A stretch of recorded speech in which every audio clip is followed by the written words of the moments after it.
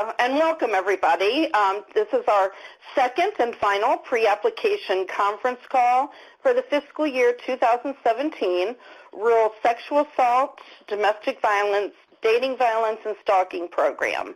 The Office on Violence Against Women, which we are referred to as OVW as a shortened version, is going over the details today of the solicitation for what we call the Rural Program, again a shortening version for the solicitation title, for the 2017 funding cycle, and then we'll open up and respond to questions regarding the application process. In addition to myself, Debbie Bright, there's also two other members of the rural unit on the phone call with me today, Charlotte Turpin and Michelle Thomas. I'll begin with a walkthrough of the solicitation, and we'll highlight the requirements. And as I said, we'll open up, and usually we have a good half an hour to 45 minutes for Q&A at the end. The call is being recorded, as Alicia said, so if you or your colleagues want to review it another time, there'll be a link sent with the recording, a few days after the event. Today we're, going over the application, the solicitation highlights, but in no way is it ever meant to, cover every single aspect of the solicitation. So we certainly expect that you are reviewing it line by line and with great detail. But we are, going over the major highlights today. During the call and during our Q&A session or any, follow-up calls that you may have to our office, we really cannot at this time speak to any or comment on any content or specific concept of your proposal. And we just cannot provide any information outside of that presented in the solicitation that would give any advantage or appearance of an advantage to any particular applicant. So, we can certainly answer general questions and anything, but when you get to questions such as, here's what we're thinking about applying, what do you think? We can't go there. We just want to make sure that everybody has the same equal opportunity during the solicitation process, and we want to protect that. If you have your solicitation in front of you, today's call will generally follow the order of topics as listed within the solicitation. Eligibility is mentioned on the cover of the solicitation, as well as beginning on page 9. The eligible applicants is quite broad, as you'll see. It's limited to states, Indian tribes, territories, local government, and nonprofit public or private entities, including tribal nonprofit organizations. So it's quite broad. Both new and continuing applications are being accepted. Grantees that received funding in FY 2015 or 2016 are not eligible to apply. Eligible service documentation. In this part, I really want to impress upon you and hope that everyone listens carefully. This is one section that if applicants make an error, and it could have severe consequences on this one, the eligible service area documentation is in fact a required portion of the application. So if you make an error on this section, your application might not even go forward to peer review. So I just want to go over that requirement and emphasize its importance. As we stated previously, the rural statute within the Violence Against Women Act requires that rural funds are directed to victims residing within areas that are, quote, rural eligible, unquote. To demonstrate that the areas that your agency is proposing targeted services to are rural eligible, you must follow the instructions that are found in Appendix G of the application solicitation and then upload the information as instructed. Now, just to, if you haven't done so, probably one of the first things you need to do, because it really determines eligibility over and above, the applicant entity, is that rural eligible service area documentation. And so we provide real detailed, what we hope to be user-friendly instructions in that Appendix G to walk you through. And what you would do on the first link that's in Appendix G is to click on that, and it will tell you, click on what state you're in and then what county you're proposing services to. And it will tell you if you are rural, and it will say all areas in this county are rural. It might say it's partially rural, that there's some areas that are rural but not all, and I'll speak to that in a moment. And then it may say you're not eligible. So if you're targeting a county, go to that section, and it may tell you you're not rural eligible. There's a lot of places that, we think, just by our experiences there, would be rural, and you may be surprised. I mean, there's a lot of places that are not designated the federal definition of rural. And so we really have to go by the statute in the rural program and make sure that those funds are directed, in fact, to the rural areas and communities, and that's how we're doing it. Now, if you click on that link and it says partially rural, then you need to continue following the directions on how to identify and document partially rural communities. It will actually break it down in census tracts. It's very detailed. And then the instructions will tell you, as I'm doing also today, to print out all those materials from that exercise in Appendix G, and that is incorporated within your application process when you submit your application. And as I said before, this is one area that really needs to be attended to because it's one of those things that we review as a basic minimum requirement, and if it's not included, your application cannot go to peer review for consideration. And that's heartbreaking when we know that you all spend a lot of time writing applications and here it can't even go to peer review. So please pay attention to that. At one time, our statistics are a lot better now, but there was a couple years where we actually hit 20% of all of our applications not moving forward to peer review for not having a required section of their application, and the vast majority of them were, in fact, this rural service area documentation. So please include that. Now, hi, Debbie. It looks like Charlotte and Michelle are here with us now. Hi, okay, thank you. I'm glad you all could join. I have already started, and I will continue, and then Charlotte, you could take over later if you don't mind. Okay.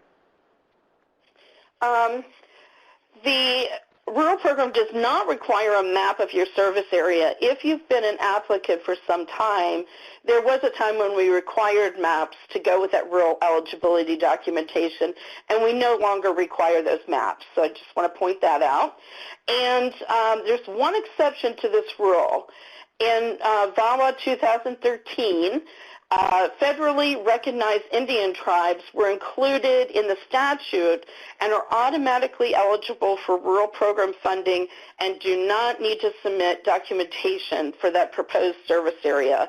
So if you're calling from tribal government and a federally recognized Indian tribe, then you certainly do not need to do this documentation, because no matter where you're located, you're automatically considered rural.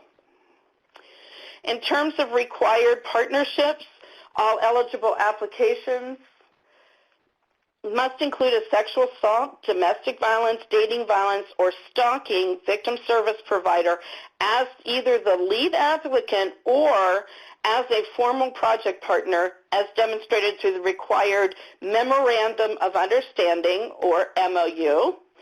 A complete overview of the criteria that's used to determine, quote, victim service provider, unquote, can be found in this section. Additionally, eligible applications, including those submitted by the service provider, must include at least one project partner and should include agencies or organizations to implement the proposed project. So you need to take a look at what you're proposing and what makes sense in terms of all of the partners necessary. And if it's mentioned in the narrative, it should also be reflected in the MOU, and they should be a signator on that MOU. The MOU should be, in fact, one single document, by the way. I'm going to speak just briefly about delivery of legal assistance. In previous years, legal assistance was limited to, quote, legal assistance in seeking protection orders and limited immigration matters, unquote. And we're really happy that with the implementation of VAWA 2013, that now has been expanded. And so you are eligible to apply for comprehensive legal services, family law, such as divorce, custody, child support even in domestic violence cases, and sexual assault. So please consider that if you're thinking about that. If you are, in fact, proposing to provide legal assistance through this rural application, you must certify in writing regarding their expertise and training. A sample letter can be found in the link in this section regarding legal certification. And it really just goes through and tells you that, there's actually, let me see, it's in Appendix F. There's a sample certification letter. So I'm not going to go through all the language, but essentially we're asking that, legal assistance has, demonstrated their history and expertise in providing legal services in that area, and is partnering with, an entity such as a nonprofit service provider that, has expertise in providing services to domestic violence and sexual assault, and has completed or will complete training in connection with those issue areas such as domestic violence, sexual assault, including training on evidence-based risk factors for domestic and dating violence homicide. So if you are partnering with a nonprofit provider and proposing legal services, please look at Appendix F and make sure that you are, in fact, committing to and include in your application those requirements under legal certification. Deadline, just an emphasis on this. The cover, also on the cover of the solicitation and throughout, you'll see it in a couple places. You'll note that applications are due by 11:59 p.m. Eastern Time on February 23rd, 2017. There is not an exception to that. There are extenuating circumstances, and we'll go through that like a natural disaster or something, but we'll go through that later. Please do not wait until the last minute to submit your application. It's important to note that grants.gov, where you submit your applications, will be down for maintenance February 18th, beginning at 12:01 a.m., and will not be available again until Tuesday, February 21st at 6 o'clock a.m. Excuse me. Registration. You also note on the cover of this solicitation that applicants are strongly encouraged to register with a letter of registration. The deadline was February 2nd, which is past. It was yesterday, or no, last week, I'm sorry. And but we still will take those letters of registration. It was a soft deadline, not a hard deadline. So if you're considering applying, please submit that letter of registration. It really helps us in guiding our peer review, quite frankly, on how many potential applicants we'll have and how many peer reviewers we need. So we really appreciate that. The instructions are in the solicitation on how to submit your letter of registration. I want to emphasize a couple of steps that are necessary before you actually apply. And this is critical because every year I've been here, inevitably there are folks that wait until the last minute to register for a DUNS number, DUNS and SAM number. You'll see this information in pages 21 to 22. Charlotte, I'm going to have to ask you to take over now if you don't mind.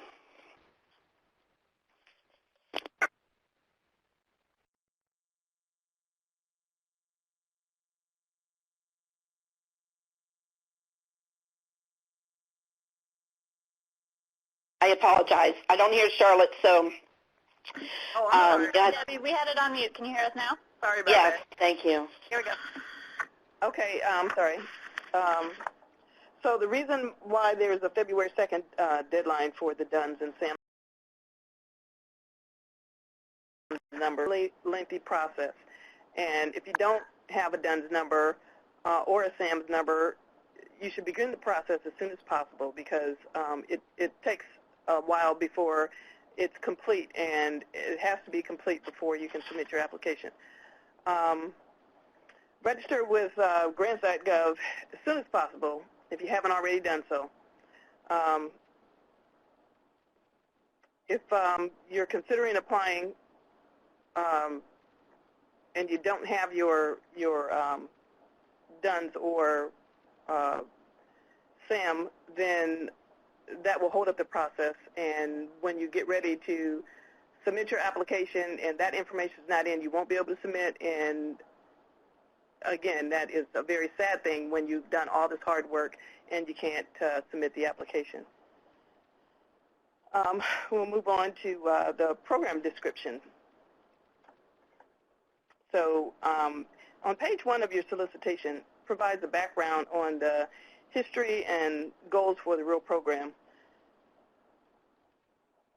Victims of sexual assault, domestic violence, dating violence, and stalking in rural communities face unique challenges and barriers to receiving assistance rarely encountered in urban areas.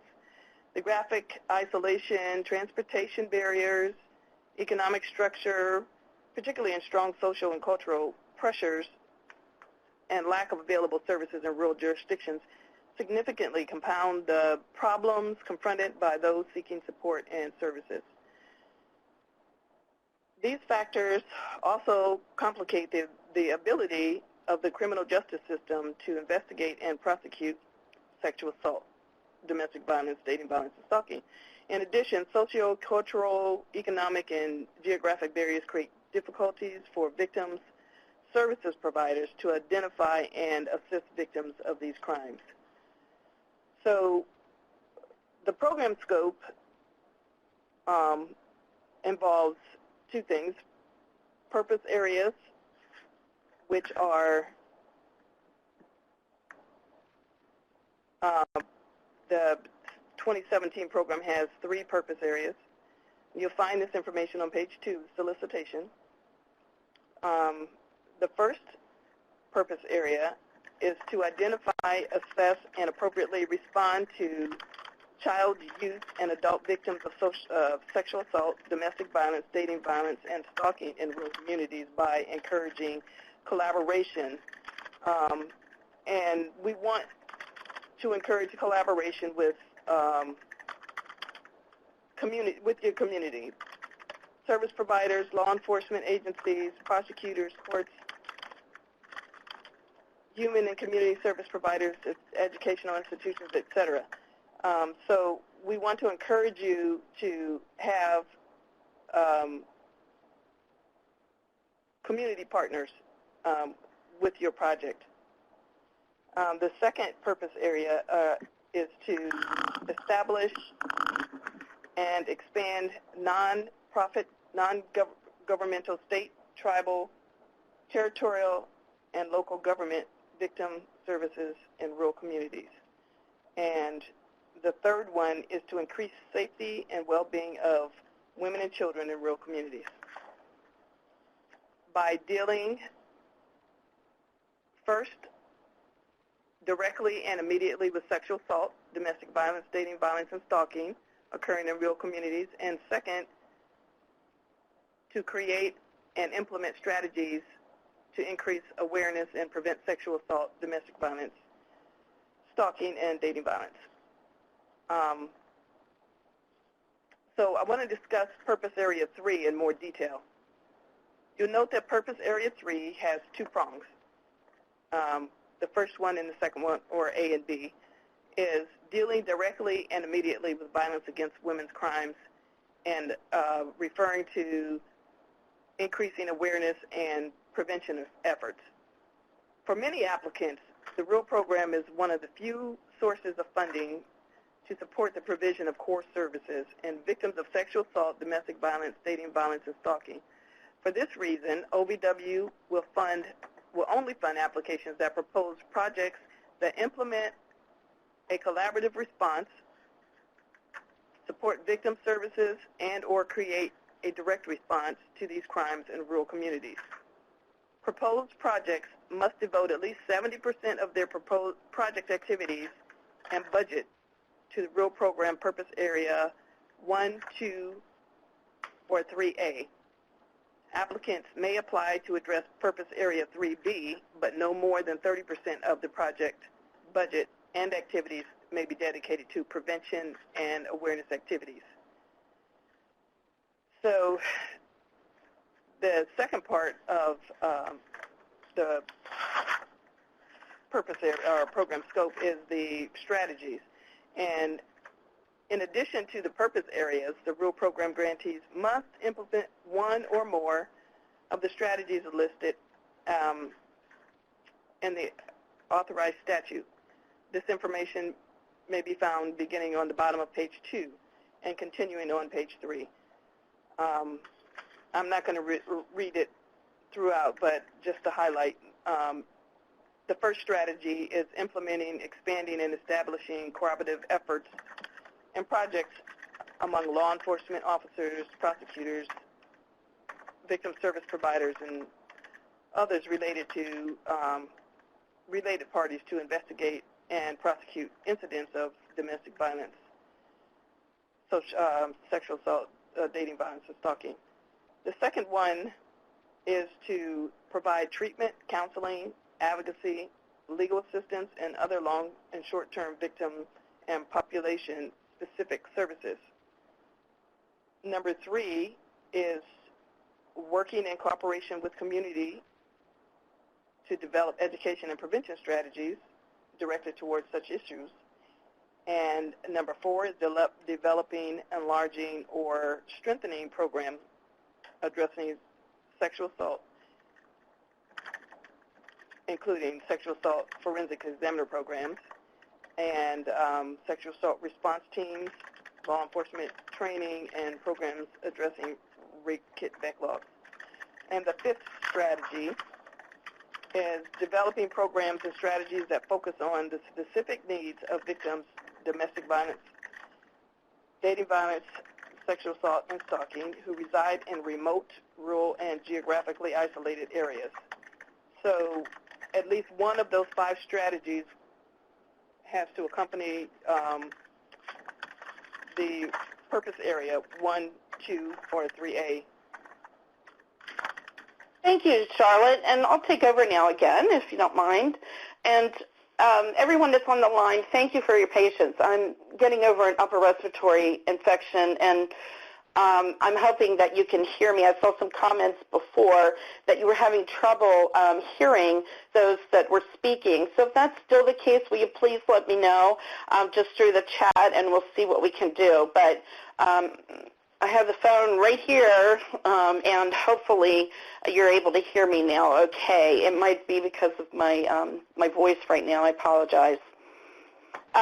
Mandatory program requirements. By statute, at least 75% of all the total amount of funding made available for this program must be allocated to eligible entities located in what's, quote, rural states. And rural states is defined by the statute.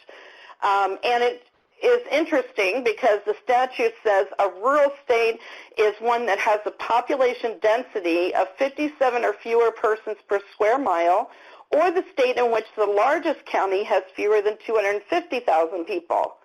And so what we do as an office is take that definition within the statute and combine that with the decennial census data and determined what states are designated as rural. And this information is available also in a footnote number 1 at the bottom of page 3, but I will list just very briefly all of the states and territories that are designated as rural: Alaska, Arizona, Arkansas, Colorado, Idaho, Iowa, Kansas, Maine, Mississippi, Montana, Nebraska, Nevada, New Mexico, North Dakota, Oklahoma, Oregon, South Dakota, Utah, Vermont, West Virginia, Wyoming, and all of the 5 U.S. territories, American Samoa, Guam, Northern Mariana Islands, Puerto Rico, and Virgin Islands.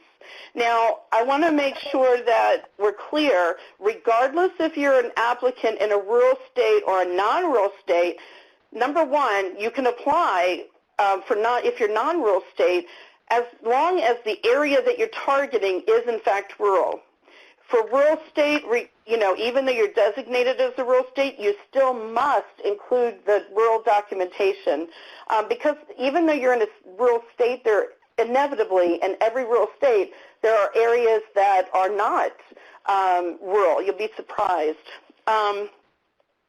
So you need to make sure that you're following that information in Appendix G and documenting that you are in fact targeting a rural area or community. If you're targeting multiple areas, then you need to do that documentation for each and every county or borough or parish or whatever you're targeting there, each and every one, to make sure you have that rural eligibility documentation. And the only exception to that is federally recognized Indian tribes, regardless of where they are. Now, to further explain the designation of a rural state, we are mandated by the statute to allocate an award, make awards. 75% of all of our allocation needs to go to applications from rural states every year. So if you're an applicant from a non-rural state, certainly still eligible to apply, but you're competing for about 25% of the total funds.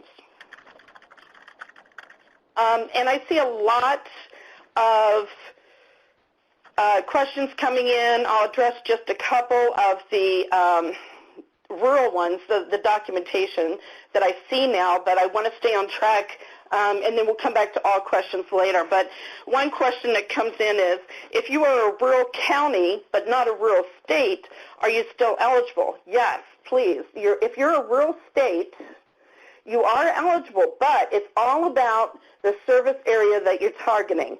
So let's say, for example, you're in West Virginia, and that's a rural state, but you are providing services to Wood County, West Virginia, proposing to provide Wood County, West Virginia only. And let's say, and this is all hypothetical, let's say Wood County, West Virginia is coming up as non-rural, then you're not eligible. So that's a great question. Thank you for that. Okay, there's a question. Are we allowed to use maps in the project narrative portion to illustrate the counties our organization covers? You certainly may. That's a question from Taylor. But you certainly may. You have 20 pages in length, and you need to utilize those 20 pages judiciously. But if you choose to do that and you think that's worthwhile, that's certainly possible. But anything over 20 pages will not be reviewed. Talking a little bit about the priority areas now. Information regarding priority areas begins on page 4. And applications proposing proposing activities in the following areas may, in fact, be given special consideration during the review process. And the first is increasing support for sexual assault, including services, law enforcement response, and prosecution. And we go on to define 2 specific areas under that sexual assault that we're targeting as well, and that is supporting staff positions of adult or pediatric sexual assault nurse examiner programs or sexual assault forensic examiner programs, training for those professionals, and programs that serve child sexual abuse and assault victims with a preference for services that include the MDT response, multidisciplinary team response, such as what is found as Child Advocacy Center setting, and we provide a good description of that in that priority area. And we encourage all applicants to not just look at the priority areas that we're defining in the solicitation, that's national, but and our solicitation is good on describing how we determine those priority areas.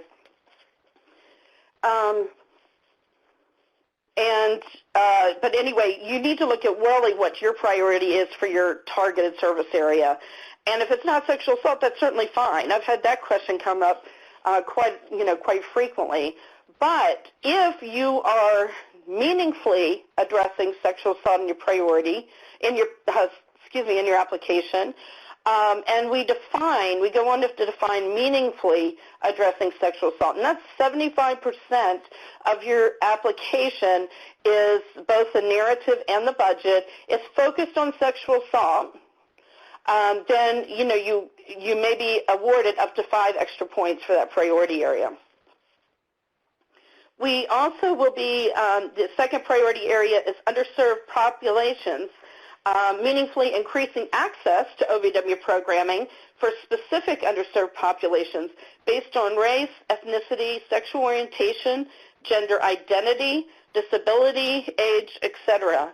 Again, we encourage you to look at your needs within your local community. I've always said that, if you defined your need and you know your need and you're able to define that concept, the money follows, because it's really not just looking at what we want as a priority nationally, but you need to determine what's priority within your own jurisdiction. Charlotte, do you mind taking over now?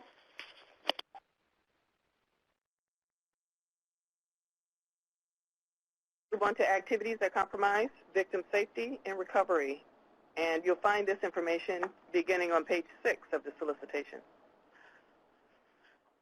We'll be reviewing the scope, reasonableness, and safety issues. Although we're not going to spend a lot of time reviewing the activities that compromise victim safety and recovery, out-of-scope activities or unallowable activities, we strongly recommend that you read through this section carefully and contact us directly if you have any questions. The award period. This grant award is going to be for 36 months beginning on October 1st, 2017. So that's a 3-year award period. The amount of funding levels for 2017 are as follows. Continuation applications will be limited to $750,000, and new applications will be limited to $500,000. OVW has the discretion to award grants for greater or lesser amounts than requested and to negotiate the scope of work and budget with applicants prior to the award of the grant. So we're going to move on now to application and submission information. And first we're going to talk about formatting and technical requirements. So for the project narrative, there are no more than 20 pages for the project narrative. Anything exceeding 20 pages will not be reviewed. So it's important to remember to include everything that you want to or think is pertinent in your project on 20 pages, because if you have something that's pertinent on page 21, it won't get reviewed and we won't know about it. So please pay attention to your page numbering and the information you provide on those 20 pages to make sure you get your intent across in your project. The summary data sheet is on page 13 of the solicitation, is not included in that 20-page limit. The summary data sheet may be single or double-spaced and may be 1 to 4 pages in length. Please make sure all the required elements listed in this section are included on your summary data. This is mandatory information. Applications that do not include all the mandatory components will be considered substantially incomplete and will not be considered for funding. So it's very important to pay attention to everything that's listed that needs to be included in your summary data sheet and make sure it's all there. Application requirements are that the applications must include the following required documents and demonstrate that the program eligibility requirements have been met. So the project narrative, the budget detail worksheet and narrative, the memorandum of understanding, the eligible service area documentation, and legal certification letter if applicable. If an application packet does not include these 5 mandatory elements, the application will not be forwarded to peer review. So that is a very important detail. 5 things that must be in the application. Otherwise, it will not go to peer review, and it will be not reviewed and not even looked at further. The proposal abstract are to be no more than 2 pages. The abstract may either be single-spaced or double-spaced. And moving to the budget, generally, food and beverage costs are not allowable. Under no circumstances may OVW funding be used to supply food and or beverage during refreshment breaks. If you're requesting OVW funds to provide food and or beverages for a meal at a meeting, a conference, a training, or other event, you must meet the exceptions found in the Financial Management Guide, for which there's a link in the solicitation. So if you are planning in your project to have a conference of sorts, and you want to have food, you have to follow the food and beverage guidelines in the Financial Grants Management Guide. But other than that, it's unallowable. Training and TA, technical assistance, the training and technical assistance allocation is $10,000. That's the minimum amount for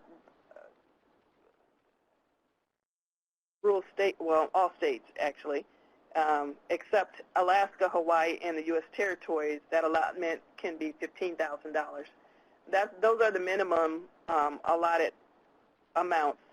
You can use or allot more to those areas if you feel the need, but at a minimum, you should have that much in your project budget for training, OVW training and technical assistance. Hey, Charlotte, I'll jump in here and start with the Memorandum of Understanding. Information about the MOU begins on page 17. Requirements are similar to previous years if you have applied in the past, but nevertheless, strongly encourage you to carefully read all the requirements in the MOU section, as you should every section. Our peer reviewers are instructed to review exactly what is in the solicitation. Those are the requirements that we give the peer reviewers to, gauge your application based on what is in that section of every requirement for that narrative. And the MOU is very specific, and it should mirror your narrative and budget. So, oftentimes I've seen peer reviewers question, if you have somebody in the MOU, or more likely, you might have somebody mentioned in the narrative, but don't have them included in the MOU. So you need to make sure that the MOU reflects what you're proposing and has all those required partners. Information about the required partnerships, which we talked a little bit about previously, can be found in the program eligibility section in section C. We do have some information on just forms that are relatively new. The confidentiality notice form has just been implemented as a requirement since last year, and we're asking all applicants to require that they acknowledge that they have received notice that grantees and sub-grantees must be in compliance with the confidentiality and privacy requirement of the Violence Against Women Act. And that form is available within the application package. And you're going to find, quite frankly, a slew of other forms that are required. If you've applied to a federal grant before, you will recognize some of these. It's the SF-424, or what I call kind of the cover page for the application. Standard assurances, letter of non-supplanting, financial accounting practices, and financial capability questionnaire.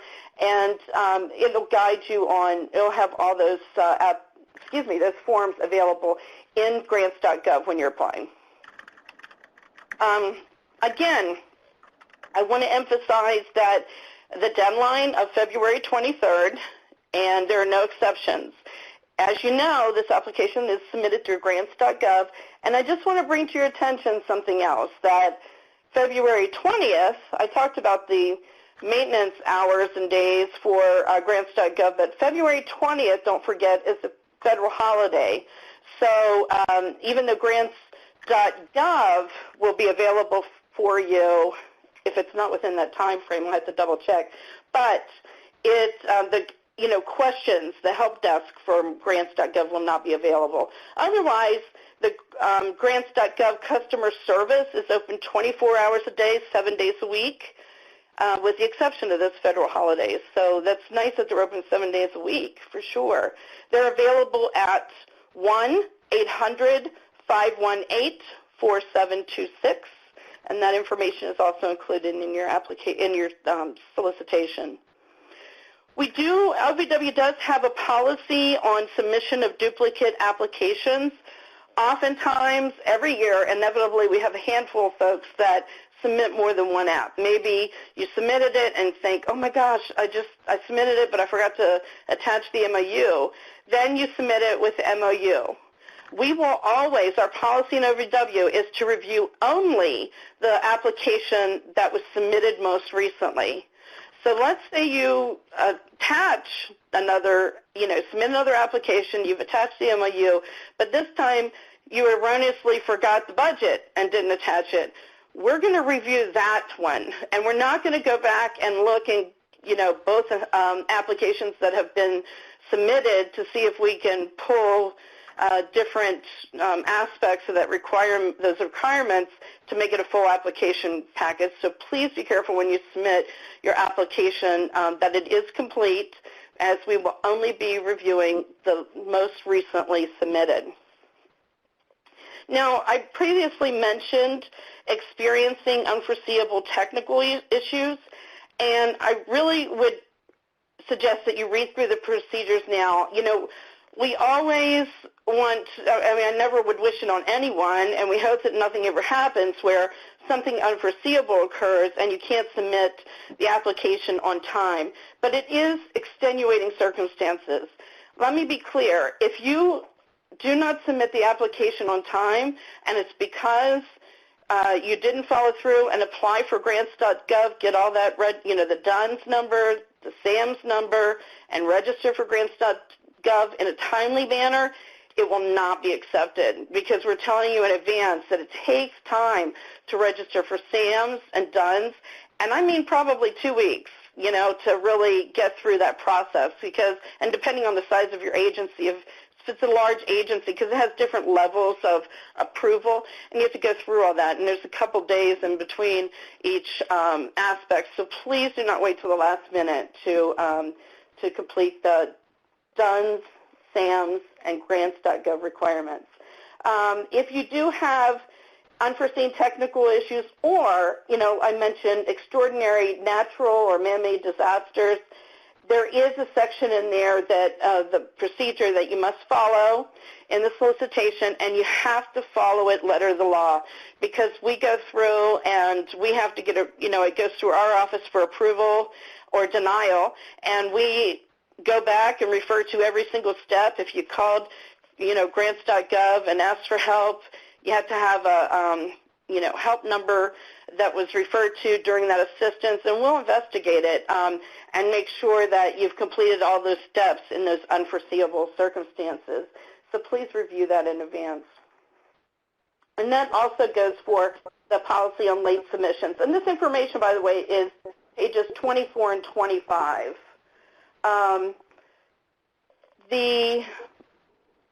We're not extending any deadlines, so in terms of late applications, for whatever reason, please refer to pages 24 and 25.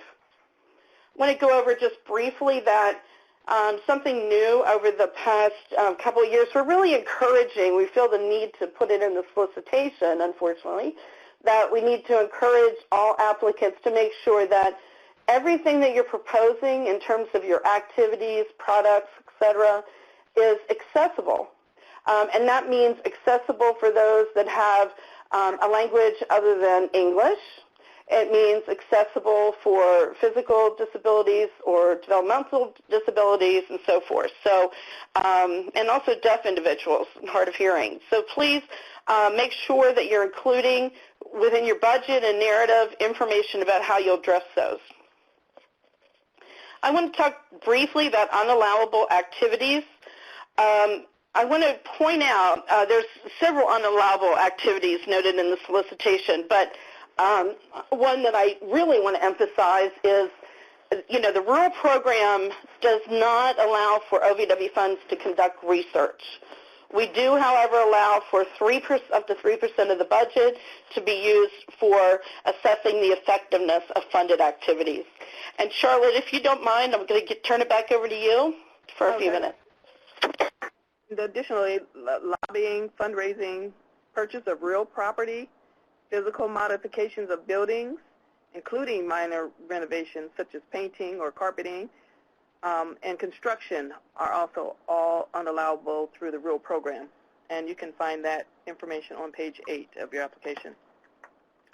Applications that include substantial unallowable activities will not be considered for funding. And moving on to application review information. All applications will be subject to peer review and programmatic review that is fair and based on criteria outlined in this solicitation. Information regarding the review and selection process begin on page 29 of the solicitation.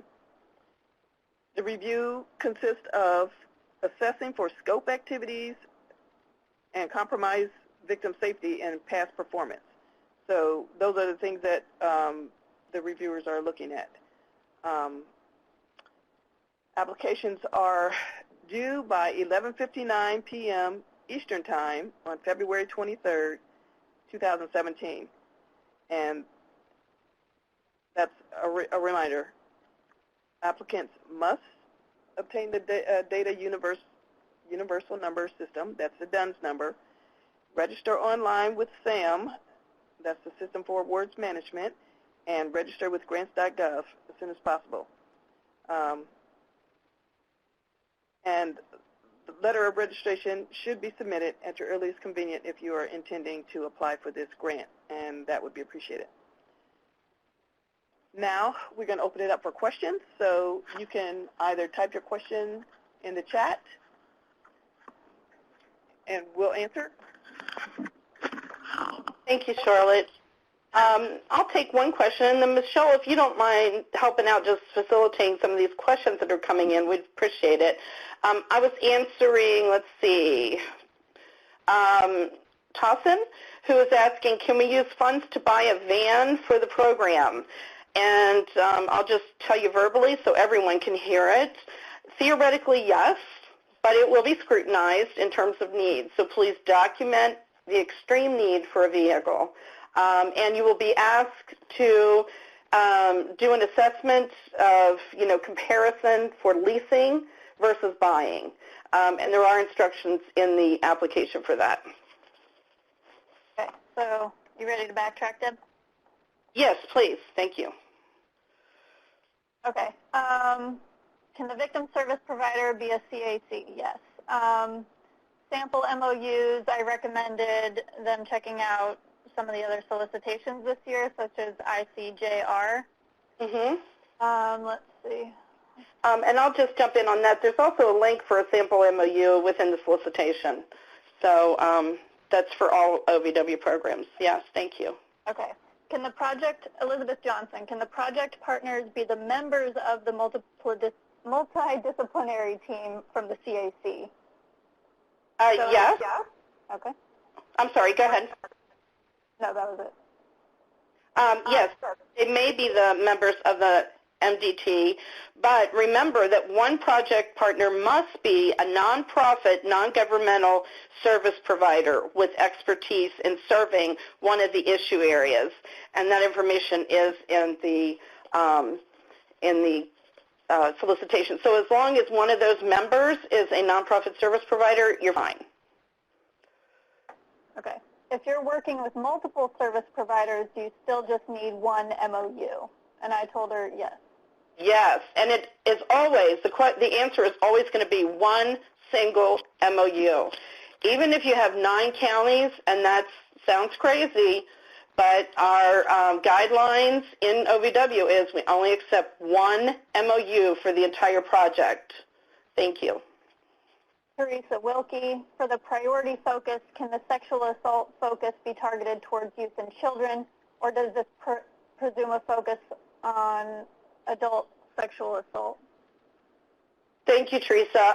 Hopefully we've answered that already for you, but just in case we haven't, you absolutely can focus on child sexual assault. And I saw a couple other questions that I'll elaborate on that because I think we'll be answering a few other people by doing so.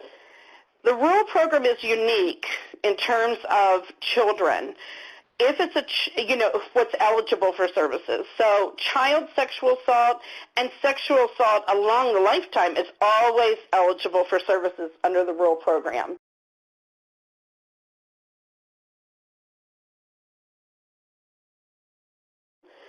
Or CACs when they're applying. Unfortunately, we don't allow for physical abuse by a parent or caretaker.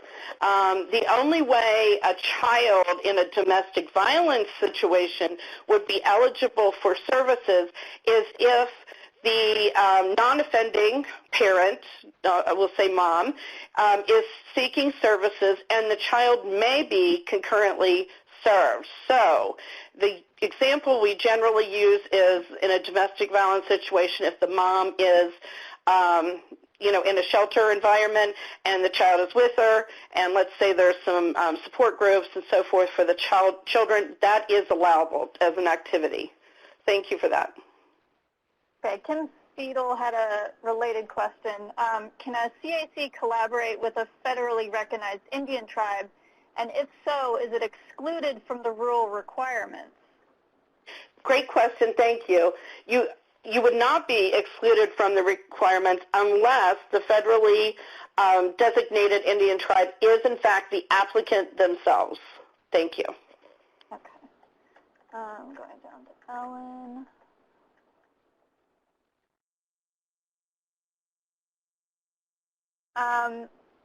So Ellen 2 had a question. DVSA. Okay, a region statute prevents our DVSA agency from working with children and youth under the age of 15. Those victims are serviced through separate agencies. Since we can't serve kids, does that affect our proposal eligibility? Thank you.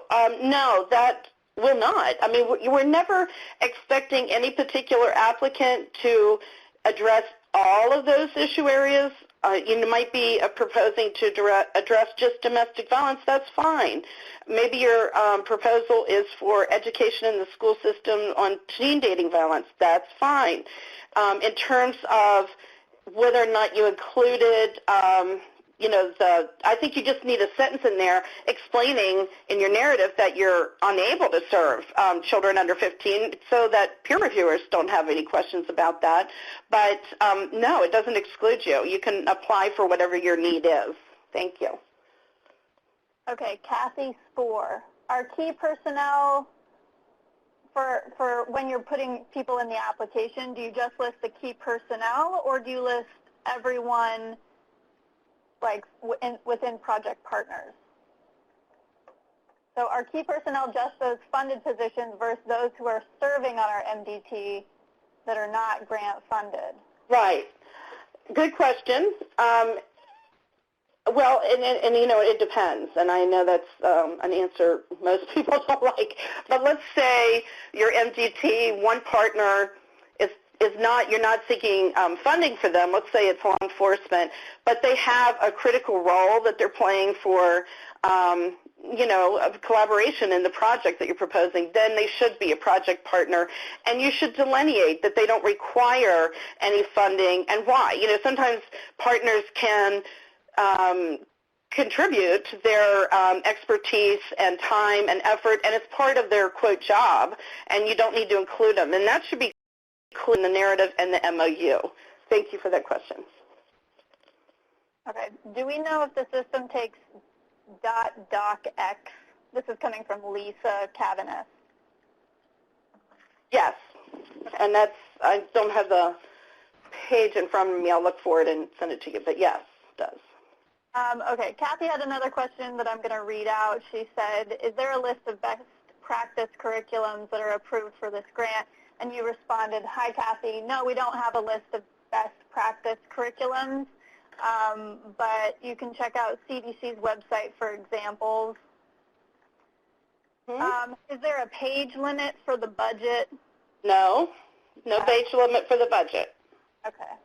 And no page limit for the MOU, by the way. That's also a question commonly asked.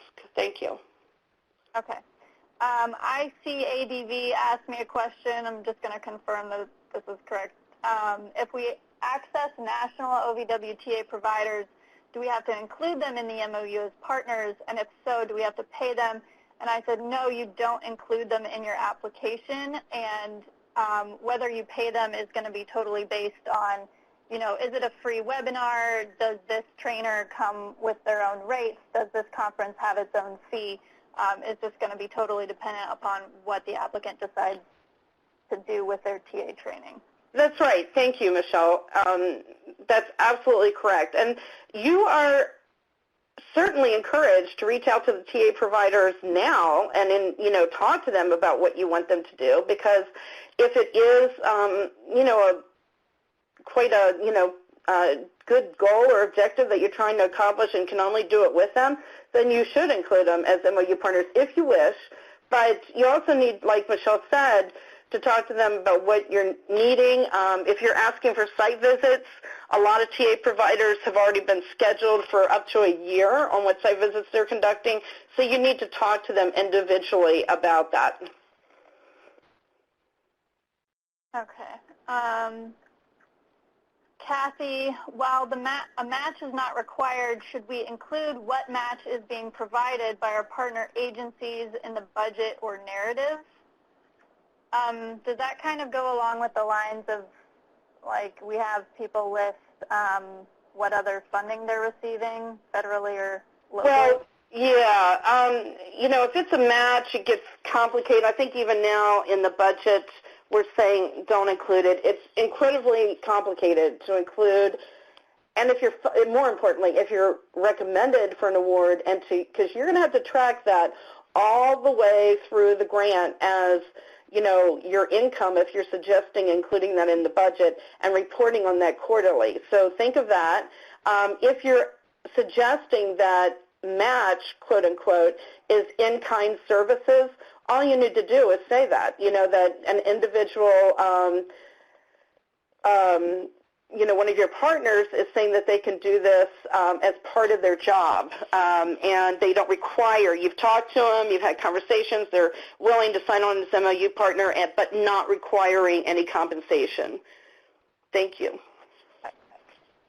Natalie, you have a question about Pennsylvania Commonwealth laws.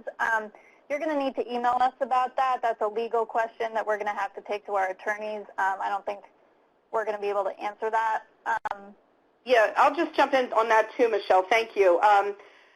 If, Natalie, if you want to contact us individually, you can. I think where you got the MOA was probably through a different program that you applied for, probably the ARREST program. So, you know, ours is MOU, and I know that's, you know, depending on the agency, it can take a long time to get those approved. So you need to take that into consideration for the MOU requirements. If you cannot do a MOU for some reason, reach out to us and we could ask a legal question, but it's going to take a while for a legal response to get back to us. and time is ticking. We have 2 weeks until the deadline. Thank you. Okay. Susie Elwood said, is it acceptable to put more than $10,000 for OVW travel? Yes, you can put more than 10,000 or 15, depending on where you are, for OVW travel. Let's see what the next question is. Ellen, too, had a good question. So are you saying that law enforcement partners would have to have advocate-level confidentiality? How does this affect agencies that are all mandatory reporters? Ellen, yeah, I mean, the example that I used was exactly that, an example that was hypothetical. I'm not at all suggesting that law enforcement partners will have advocate-level confidentiality. I mean, how could we ever achieve that? But I was just pulling that out as an example, so it was probably a bad example. You need to look at your mandatory reporting requirements within your own jurisdiction and speak to that, in your solicitation on what's, required mandatory reporting and who you're going to be serving.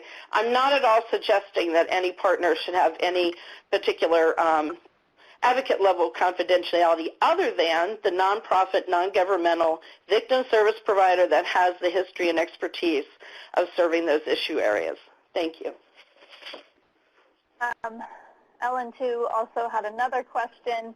Can this grant cover emergency motel overnight stays for clients who are victims? Our shelter is not currently available. And Charlotte's telling me, yes, that's allowable. Yes, it is certainly allowable. Commonly, not everyone has a shelter, or often shelters are full, or perhaps they are 60 miles away, and it's certainly acceptable to include funds for emergency victim services, and that would be, certainly motel overnight is included in that, yes.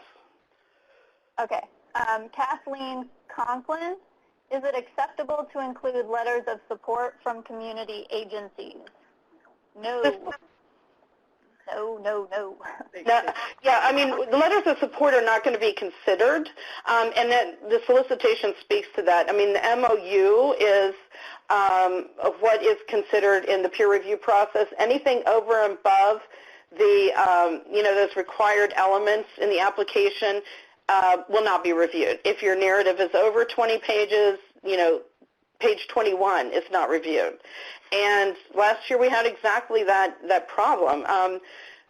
A continuation grantee was not funded, and when looking at the peer review consensus comments, it's because the application was 21 pages, and they weren't allowed to review the last page, and that was like an entire section, and took off several points. So hopefully, that addresses that point, and you stay within the 20. Letters of support would just be ancillary and unfortunately not reviewed. Okay. Kim Seidel, you repeated your question. Can a CAC collaborate with a federally recognized Indian tribe and be excluded from the rural requirements? Yes, you can collaborate with a federally recognized Indian tribe. However, if the CAC is the lead applicant, you are not excluded from the rural requirements. Teresa Grant for Debbie, if you are a nonprofit that provides DV, adult sexual assault, and children's advocacy centers under your umbrella, does each program in the agency need to sign the MOU? Again, it depends. It depends on what you're proposing. If you're proposing services to domestic violence, adult sexual assault, and child advocacy, child sexual assault, then yes, it would make sense for those MOU partners to be signatories. But it all depends on what your project is proposing. Susie Elwood, can rural funds be used for food cards for survivors in short-term emergency motel stays? Answer is yes. What we're referring to is like gift cards for local grocery stores. So, and survivor can go into the grocery store and select their own food for their family. Yes, it is I will say that it is strongly recommended that you create an audit trail for those that protects the privacy and confidentiality of the survivors. You may want to speak to that in a sentence or two in your budget narrative, that you will do so. Okay, Lisa, acceptable file formats. If .docx is not included, just save it as a .doc. If you've got a recent Windows file, you are able to save it as an older version. Please do so. Elizabeth Johnson, concerning DV and CACs, if the non-offending parent is participating in law enforcement investigation and brings the child, oh shoot, I just lost my place, and brings the child to the CAC for an interview as a witness to the DV, is that included? It can be, yes, and a good question. So Elizabeth is asking if the non-offending parent is participating in the law enforcement investigation. Now, I'm assuming with that statement that they're receiving some type of services as well, that non-offending. The key is the non-offending parent would need to be provided services, and if so, for that child that witnessed violence, absolutely, you can wrap that in. Thank you for that question. Susie Elwood, is match okay in the MOU but not the budget? I'm not quite sure why you'd want to do that. Again, I'm just, someone said, thank you for your realistic answer.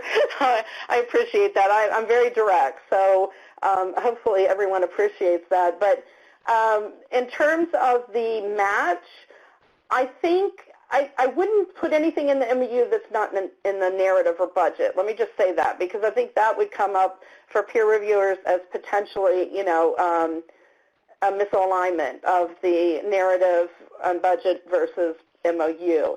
I'm just curious. I mean, you can call me individually if you want to talk further, but I'm curious as to why you would want to do that. I think, you know, we're talking about match, and maybe the terminology, maybe it's, you know, we should just be using in-kind if that's what we're talking about, but this is probably one of those that we need to pick apart, and feel free to call us individually for further discussion.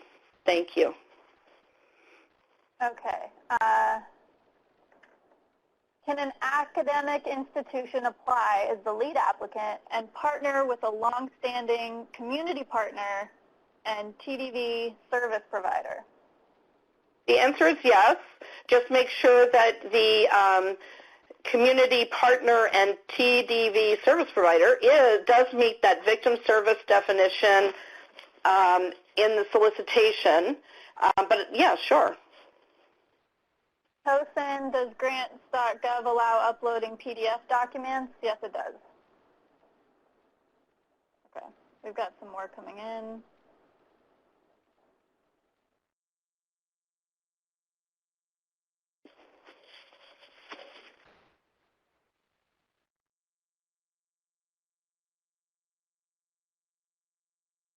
Maybe you get a break for a minute. Yeah, feel free to type in your questions, you know, in the chat. The good thing about doing so in the chat box, you know, it's recorded. We'll have a transcript. It's being closed captioned, and that's helpful for other potential applicants in the future. So, and we're, you know, theoretically available for another 20 minutes, so feel free.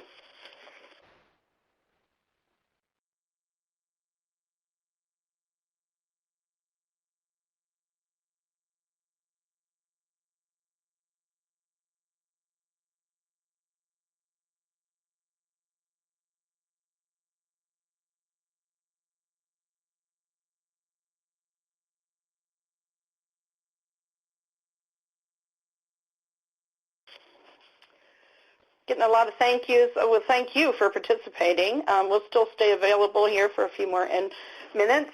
And Michelle, I'll just go back and see if we've addressed all the questions. I'll just scan these real quick. I think we have. We got four more coming in.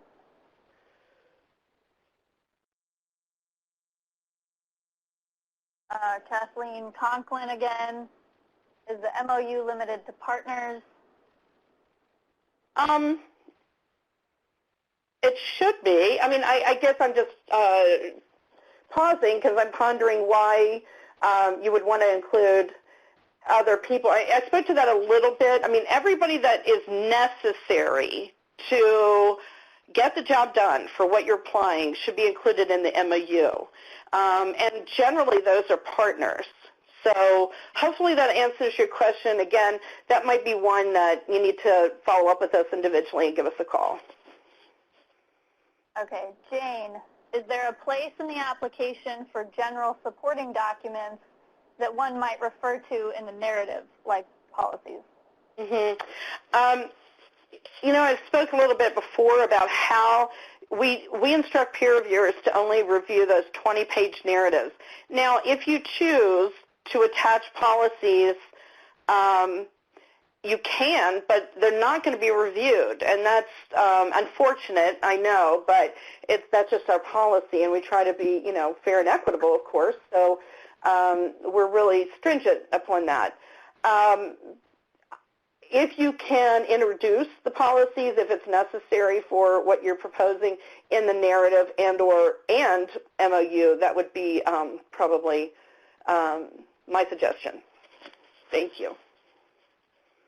Jay Roscup, I understand the MOU is one document. Can signatures be on standalone pages, long drives between stops, or can we repeatedly scan and email the signature page? And Deb, I actually had a question about this as a call earlier. It's supposed to be on letterhead as well. Does the letterhead need to be on every single page? Great questions. Thank you, Jay. You know, there was a time when we asked for all signatures on one page.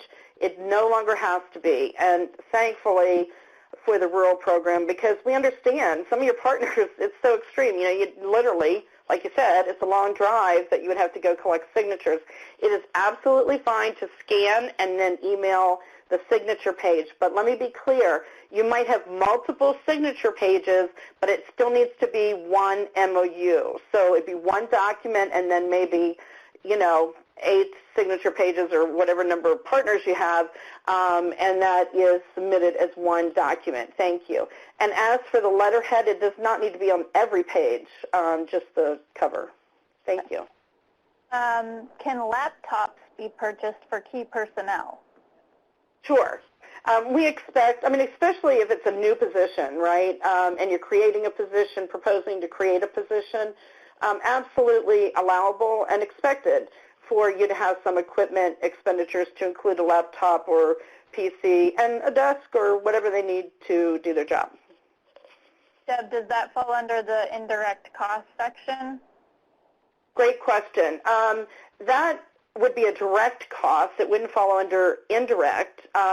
We spoke a little bit earlier about this de minimis, I'm having trouble saying it, de minimis indirect cost, which is new for us. Nonprofits do not have to have a federally approved indirect cost rate and can automatically include 10% indirect cost within their budget. But and that's, I think, a blessing, especially for most, you know, for most nonprofits, that they don't have to have that federally approved indirect cost rate and just automatically can say 50, you know, 10%.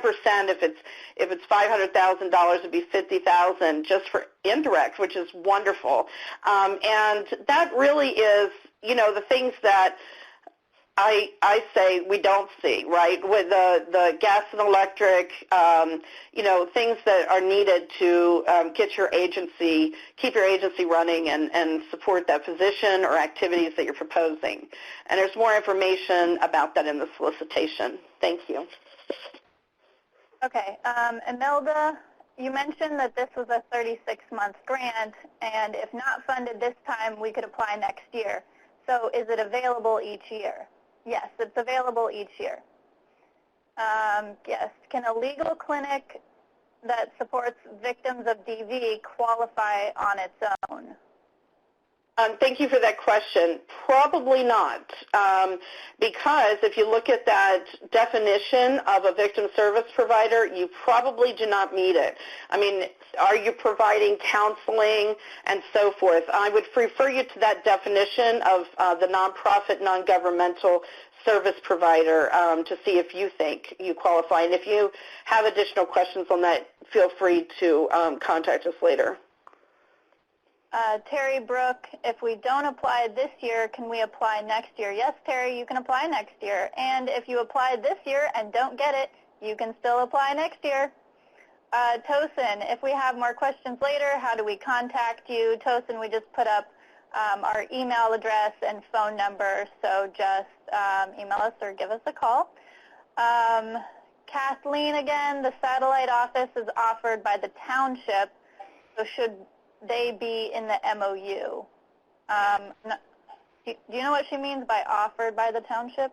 Well, yeah, that's a good question, Kathleen. I mean, if you're saying that the township is going to provide space for your advocate to perform their duties, and it's, you know, they're offering that just, you know, free, pro bono, then yes, they would need, you should have them probably included in the MOU showing that they are committing that to the project, if that's what you're referring to. Kathy, regarding your answer about who to include in the MOU, if one component of our project is presenting curriculum in local schools, do we need to have each of the districts included in the MOU? Well, I think you would probably need, if you're going into a school, we know how difficult that can be. I mean, some states now have legislation opening the doors for presentations on teen dating violence and so forth, and child, you know, DV sexual assault. But, you know, if you're going into school, I think it's important to show their approval and, you know, partnership in that, because I think it would be a question that the peer reviewers would have, like, do they have permission to go in this school?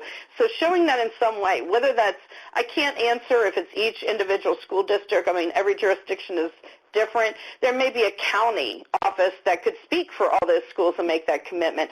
I don't know, but you need to show, you know, some type of commitment for the schools probably that you're going into. Okay, Jane, we have an MOU with a new partner we're incorporating into our project specifically funded by these activities. We haven't yet added them to the existing MOU establishing our MDT CAC. Will it be okay to submit only the new MOU that's directly related to activities we propose with this funding? Okay, let me look at that. I need to reread that. Hold on just one moment. We have an MOU with a new partner we're incorporating. Not added them to the existing MOU. Well, you need to look at, let me just say this. This is, I'll answer it this way. You need to look at the requirements for the MOU.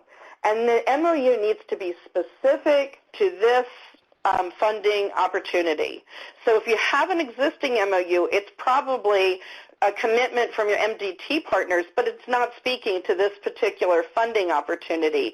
So that's where I would direct you to look at that specific guidance and see if the existing MOU is going to meet your need. And if not, you're going to need a new MOU.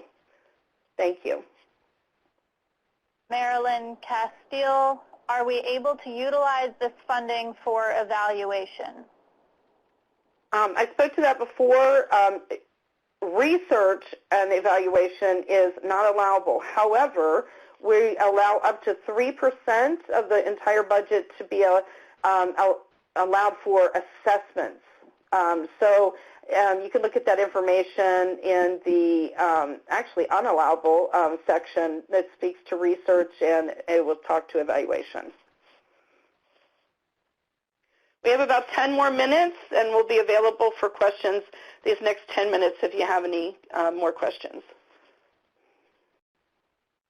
And another question I got via email this week was, can we write a grant writer into our application? No, that's considered fundraising, which is unallowable.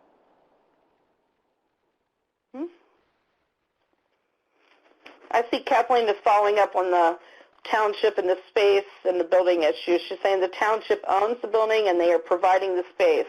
I assume they're providing the space at no cost, or even if it is at a cost, they should be a partner, I would imagine, in what you're proposing, because you need them to, if you need them to do the job that you're proposing. Thank you.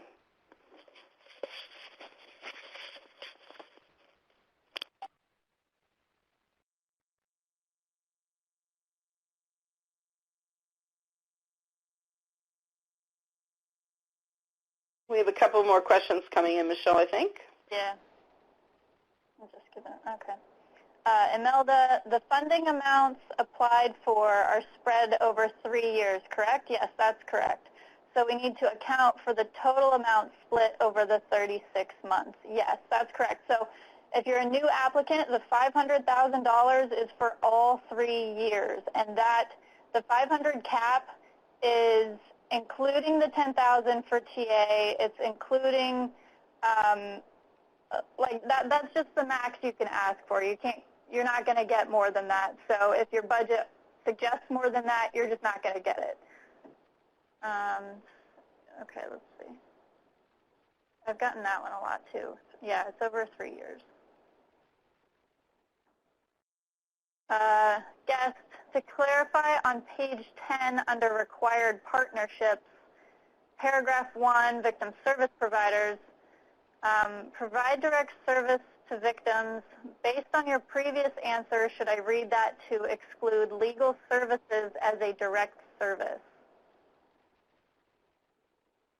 You know, it's a guest asking that question. You know, you can call us. I would say it does exclude you based on my knowledge. But if you want to talk further about it, feel free to call. I mean, one other aspect of this is you cannot apply singularly. You have to have at least one partner.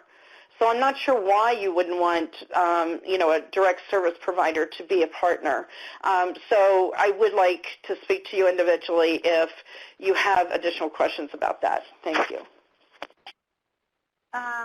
Okay, Susie, if project staff are not fully funded through rural, can we use the remaining salary as match? Thank you for that question. I'm not sure. I mean, I would speak to that they're funded alternative. You know, let's say you have a current, this is hypothetical again, you have a half-time advocate, you know, 20 hours a week, and you're looking to increase her hours to 40 through the rural funding opportunity. So one of the things you're applying for is increasing her hours. I would mention that he or she is funded through an alternative funding source, but I would not include that as match because you're reporting, if you are awarded, only what that advocate would be serving on those 20 hours that they are funded for. So it wouldn't really be construed as match. You might want to, you know, a sentence or two in the budget that the person's, you know, has an alternative funding source. But other than that, that's all I would do. Any other questions? We have a little bit more than just about 5 minutes left.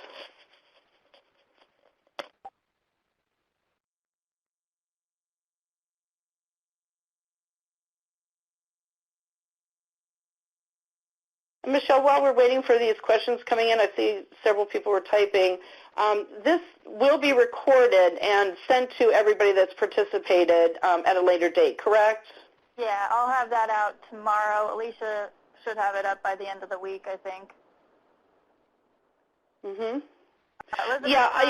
Elizabeth, thank you for this question. She said, I thought that there was not a match requirement. Is that correct? Yes. I'm not sure why there's so many questions about match. We do not have a match requirement. And so my advice would not to include that. I mean, there's no, if you're awarded, you have to report on that. It's actually quite complicated to keep track of match through 3 years of your project. I will say that. And it's not a requirement. If you have in-kind services or, a position that's partially funded by an alternative funding source, you can mention it in one sentence in the narrative and budget narrative, but that's all you need to do. I wouldn't go into the match very much. Thank you, Elizabeth. Imelda, is the time frame on this grant the same each year, posted in January, due in February? Yeah, Imelda, our grants usually get posted as early as December 1st, and then they go through March depending. So it could be anywhere in that time frame, but it's a once-a-year grant. So yeah, generally it's going to be January-ish.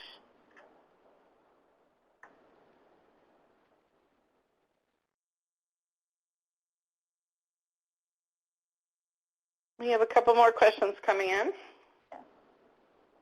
Is this, Marilyn, is this solicitation open to programs that receive this grant, that have received this grant several times? That's a unique question. I mean, if you've received this grant in the past, you are welcome to apply again as long as you're not a current grantee in FY 2015 or 2016. And if you've applied for other programs in our office, that's also a question that we frequently get. That's fine. I mean, the solicitation will direct you to, mention that you're applying for other programs in the summary data sheet. But, you can't apply for duplication, or if you are awarded, you would have to disclose that you were awarded to multiple programs. Thank you.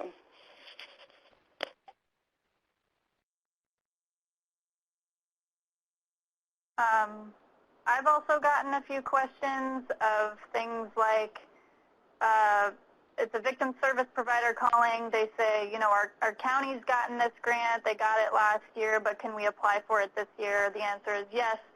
If you as an organization haven't received the grant in the past couple of years, then you are welcome to apply, even if your partner organization received it in the past 2 years. So it's like, who's the lead applicant? Who's going to be managing the money on it? If you haven't been managing the money for this grant in the past couple of years, you are eligible to apply. But they still must have a partner. But you still must have a partner, yeah.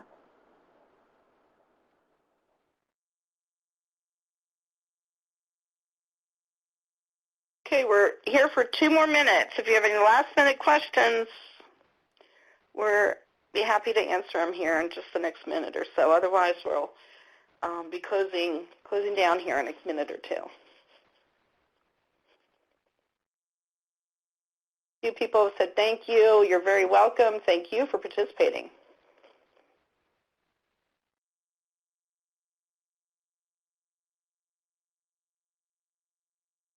All right, Deb, I think we're good. Okay. Well, thank you, everyone, for participating today. And you have our contact information here. If you have further follow-up questions or want to speak to us individually, feel free to contact us. And remember, the deadline is February 23rd, 11:59 p.m. Eastern Time. No exceptions. Thank you all very much for participating. Good questions. Bye-bye. Bye. Bye.